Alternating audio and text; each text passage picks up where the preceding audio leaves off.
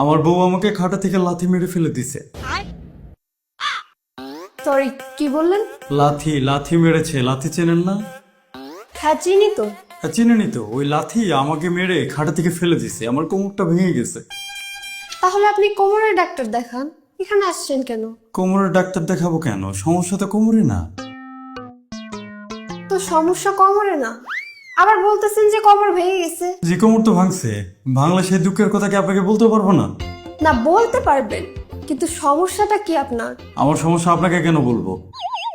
ও, আপনাকেই তো বলতে হবে, আপনি তো ডাক্তার।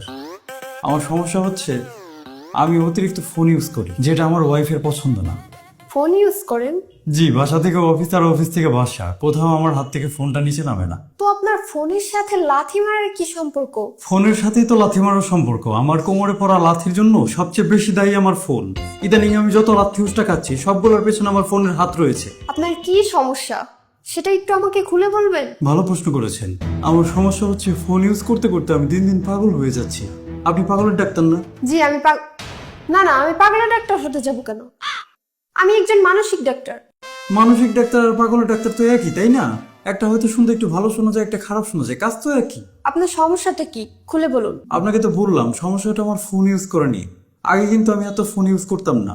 ইদানিং কি থেকে কি ছাদের মাথা দেখতে দেখতে ঘন্টার পর ঘন্টা পেরিয়ে যেয়ে বুঝতেই পারছি না। তাহলে আপনার ফোন ইউজ করা মেন প্রবলেম। জি, আপাতত এটাই আমার জীবনের সবচেয়ে বড় সমস্যা। অফিস থেকে যখন বাসায় ফিরি ফোন নিয়ে বসে থাকি। আমার ওয়াইফ ধাক্কাতে ধাক্কাতে আমাকে ফ্রেশ হতে পাঠায়। তারপর ওয়াশরুমে গিয়ে শখ করে একটা রিলস দেখতে গিয়ে আর বের হওয়ার কথা মনে থাকে না। আমার ওয়াইফ যখন চিৎকার চেঁচামেচি শুরু করে তখন আমি বুঝতে পারি যে অনেক সময় পার হয়ে গেছে। তো আনুমানিক কত সময় আপনি ওয়াশরুমে গিয়ে বসে থাকেন? না, সেটা তো গুণে রাখিনি। তবে একদিন আমার ওয়াইফ আমাকে বলেছিল আমি নাকি 3 ঘন্টা ওয়াশরুমে বসেছিলাম। আপনি ঠিক ঠিকানাতেই এসেছেন। আপনার একজন মানসিক ডক্টরের প্রয়োজন। আপনি আমাকে একটা সমাধান দেন। আমি এই মুহূর্তে কি করতে পারি? প্রতিদিন লাথি খেতে তো ভালো লাগছে না। আপনি যদি ফোন ইউজ করা কমাতে চান তাহলে সবার আগে যেটা প্রয়োজন হবে সেটা হলো আপনার নিজের ইচ্ছা। আমি ইচ্ছা করলে আমার ফোন ইউজ করা কমে যাবে? জি, ইচ্ছা করলেই কমে যাবে। ইচ্ছা করলে কি সবকিছু হয়? অবশ্যই হয়, ইচ্ছা করলে হবে না কেন? তাহলে আমি ইচ্ছা করলাম আমি আমেরিকার প্রেসিডেন্ট হব, আমি হতে পারবো? আপনি তো আজব কথাবার্তা বলতেছেন। না, আপনি তো বললেন যে ইচ্ছা করলে নাকি সবকিছুই করা যায়। ইচ্ছা করলেই কিভাবে হবে? যেটা আমার হাতে নেই সেটা কি ইচ্ছা করলেই হয়ে যাবে? আমি তো ফোন ইউজ করা বন্ধ করতে পারছি না, এজন্যই আপনার কাছে আসছি। এখন আপনি বলতেছেন যে আমি ইচ্ছা করলে আমি ফোন ইউজ করা বন্ধ করে দিতে পারবো। এত সহজ হলে কি টিকিট কেটে আমি আপনার কাছে আসতাম? আপনার কেন মনে হয় যে এই ব্যাপারটা আপনার হাতে নেই? ভালো প্রশ্ন করেছেন। আমি তো আসলে ফোন ইউজ করতে চাই না। অফিসের ইম্পর্টেন্ট মেসেজগুলো দেখার জন্য আমি ফোনটা হাতে নিই। সেই একটা দুইটা ইম্পর্টেন্ট মেসেজ দেখতে দেখতে বিড়ালের নোটিফিকেশন আসে। কিসের নোটিফিকেশন আসে? জি, বিড়ালের। বিড়াল চিনেন না? সুন্দর সুন্দর বিড়াল পাওয়া যায় ইন্টারনেটে। এগুলোর চ্যানেল আমি সাবস্ক্রাইব করে রাখছি। এগুলো থেকে আমার কাছে নোটিফিকেশন আসে। বাস্তব জীবনে আমি কখনোই খুব একটা বিড়াল প্রেমী ছিলাম না, কিন্তু ইন্টারনেটে দেখতে দেখতে এখন ইদানিং খুব ভালো লাগে। একটা দেখি, দুইটা দেখি, তারপর আরেকটা, তারপর আরেকটা। নানান রঙের বিড়াল, নানান ঢঙের বিড়াল। একটা বিড়াল আরেকটা বিড়ালকে আক্রমণ করতেছে, আরেকজন লেজ নাড়াইতেছে, আরেকজন কি করতেছে নিজেও জানে না। সবচেয়ে দুষ্ট হচ্ছে অরেঞ্জ কালারের বিড়াল। কিছু কিছু সময় বিড়াল দেখতে দেখতে আমি খুব সিরিয়াস হয়ে যাই। ওদের ঝগড়াটাকে আমি নিজের ঝগড়া মনে করি।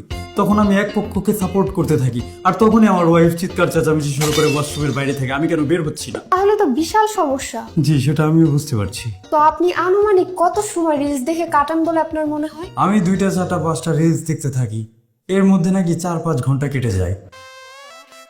এটা আমার ওয়াইফ আমাকে বলেছে, আমার তো সময়ের হিসাব থাকে না। 4-5 ঘন্টা আপনি রিলস দেখে কাটান? আমি মাঝে মাঝে ভাবি 4টা 5টা রিলস দেখতে দেখতে কিভাবে 4-5 ঘন্টা যেতে পারে।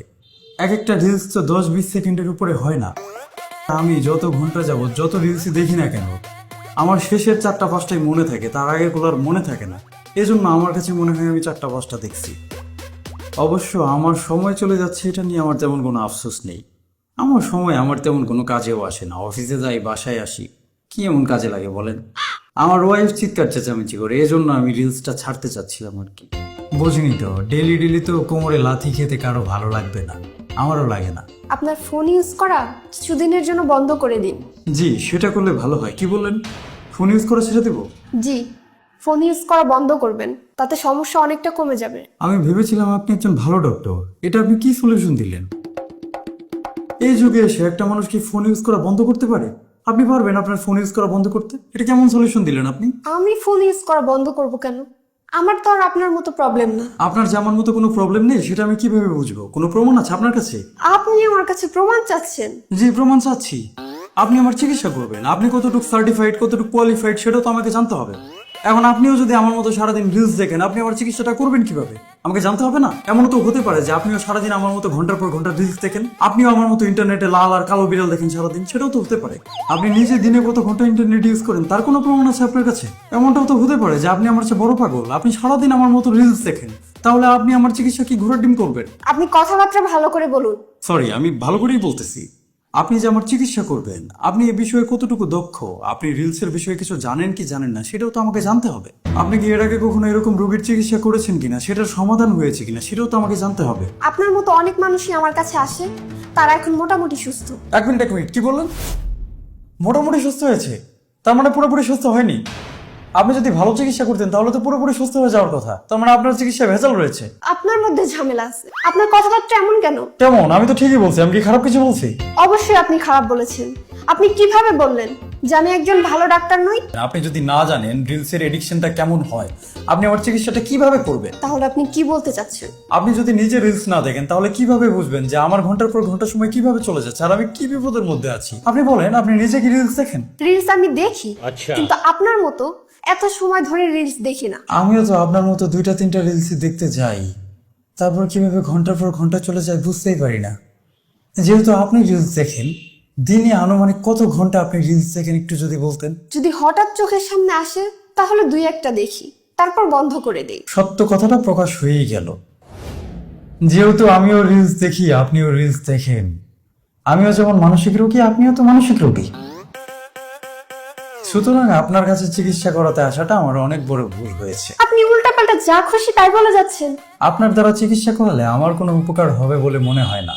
আপনি একটা কাজ করুন, ভালো একজন মানসিক ডক্টর দেখান যে নিজে রিলস দেখে না। যে সময়কাল চলতেছে, রিলস আর শর্টস যারা দেখে প্রত্যেকটা মানুষই পাগল, কাউকে আমি আপাতত বিশ্বাস করতে পারছি না। আমাকে একজন ভালো ডক্টর খুঁজে বের করতে হবে। আমি আসি। আচ্ছা ম্যাম, ভালো একজন কোমরের ডক্টর কি আপনি সাজেস্ট করতে পারবেন? যেহেতু আপনি একজন ডক্টর, যদিও রিলস দেখা ডক্টর, তারপরেও তো ডক্টর। যদি সাজেশন করে দিতেন চিকিৎসাটা হয়তো ভালোভাবে করাতো। গত রাতে লাথিটা খুব জোরে দিয়েছে, ব্যথা করতেছে। যদি একটু সাজেস্ট করে দিতেন উপকার হতো। আপনি দয়া করে নিজেই খুঁজে নিন। আপনাকে দিয়ে চিকিৎসা করাবো না বলে হিংসা করছেন আমাকে, না? আর শুনুন, জি বলুন। যদি পারেন আমার এই চেম্বারে আর কখনোই আসবেন না। জি, আর যদি পারেন আপনার চেম্বারটা কোনোদিন খুলবেন না। আমি আপনার এই চেম্বারটা খোলা দেখতে চাই না। ভালো থাকবেন।